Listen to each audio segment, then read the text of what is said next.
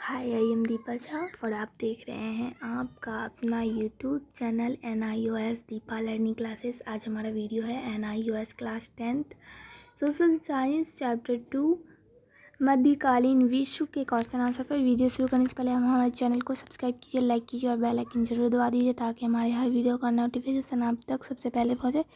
चलिए हम वीडियो शुरू करते हैं। क्वेश्चन 1, रोमन साम्राज्य के पतन के बाद के परिवर्तन।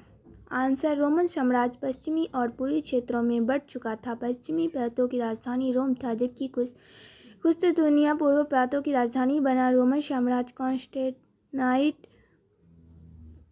ने 330 ईस्वी में वायंतिया के पुराने यूनानी शहर में पूर्वी क्षेत्रों की नई राजधानी स्थापित की थी। नई राजधानी उसके नाम पर कुस्तियानिया के रूप में जानी गई। पश्चिमी हिस्से में साम्राज्य के पतन के करीब 1000 साल बाद भी पूर्व हिस्से में रोमन साम्राज्य टिका रहा।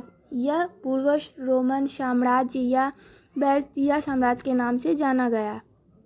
क्वेश्चन 2, मध्यकालीन भारतीय अर्थव्यवस्था की प्रमुख विशेषताएं को बताएं और मुगल में राजस्व वसूली का क्या प्रावधान था, स्पष्ट करें। आंसर, मुगल साम्राज्य में राजस्व अकबर के शासनकाल में राजस्व वसूली की पद्धति में दूरगामी परिवर्तन आए। अब राज और किसान या जागीरदार जैसे भूस्वामी वर्ग के साथ कोई मनमाना संबंध नहीं रहा।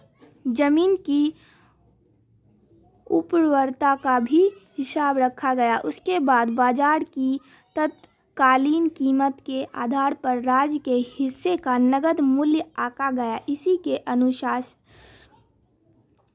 अनुरूप नगद के रूप में राजस्व तय किया गया। यह कृषि का वाणिज्यीकरण का दौर था और राज्य नकदी फसल को बढ़ावा देता था। राज्य ने इन इलाकों में भी खेती को बढ़ावा दिया जहां उस वक्त तक खेती नहीं होती थी या जंगल थे। क्वेश्चन 3, मुगलों के आगमन के बाद भारत में होने वाले परिवर्तन को बताएं। आंसर, मुगलों के आगमन ने एक नए रूप की शुरुआत की थी। राजनीतिक और सांस्कृतिक स्तर पर उदारता, सहनशीलता और एकता की भावना बढ़ती गई। कला भी विभिन्न विधाओं में भारतीय और मुस्लिम कला का संरक्षण देखने को मिला है। स्थापत्य, चित्रकारी, साहित्य, कला और धार्मिक वातावरण समन्वय की भावना देखने को मिली है। क्वेश्चन 4, सामंतवादी व्यवस्था किसे कहते हैं। आंसर, रोमन और जर्मन साम्राज्य के मिलन से एक नई संस्था सामंतवाद का उदय हुआ। यह एक सामाजिक, राजनीतिक और आर्थिक संगठन की एक पद्धति है जो यूरोप के मध्यकाल की विशेषता बनी।